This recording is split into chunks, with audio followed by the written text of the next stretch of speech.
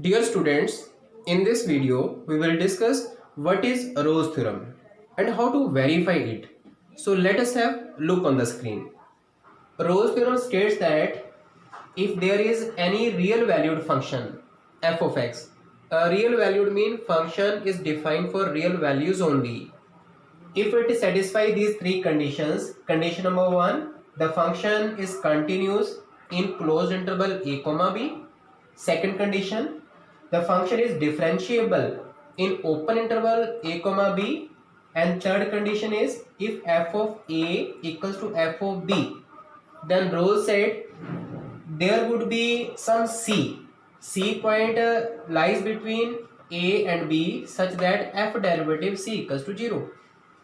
Let us understand it easily with the help of graphical representation. And here I have taken three possibilities of graph which satisfy these conditions. You see one by one. First, the function is continuous in closed interval a comma b.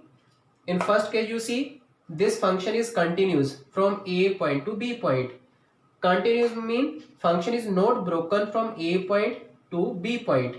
You see in this condition, from a point to b point the function is not broken, and in this condition from a to b also function is not broken. So in three conditions function is continuous in closed interval a comma b.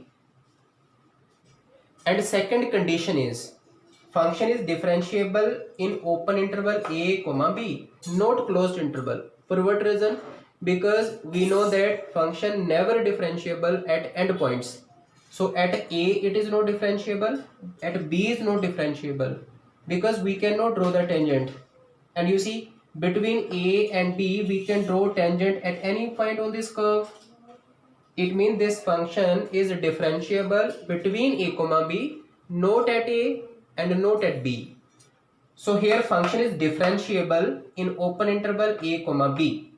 Let us check in second case. Yes, here also the function is differentiable because we can draw the tangent at any points on this curve except b and a. So this is also differentiable in open interval a comma b. You see in third case, from a to b we can also draw the tangent at any points except a and b. It means this function is also differentiable. So in these cases functions are continuous in closed interval a comma b, and these are differentiable also in open interval a comma b. So third condition is f of a equals to f of b. So you see in this representation, here this is the value a, we are giving the input a, we are getting the output f of a, and we are giving the input b, we are getting the output f of b. You see the value of f of a and f of b is same only. In first case f of a equals to f of b. In second case you check, also we are getting f of a equals to f of b. You see in this case, this is a point, this is b point. Here we are also getting f of a equals to f of b. It means in three cases, three conditions are satisfied. All these functions are continuous in closed interval a comma b. Second, all these functions are differentiable in open interval a comma b. Third condition, in each case f of a equals to f of b. And if these three conditions are satisfied for any real valued function, then what happens? Rolle said there exists. It means there exists some c between a and b such that f derivative c equals to 0. F derivative c is nothing but slope of the tangent at c.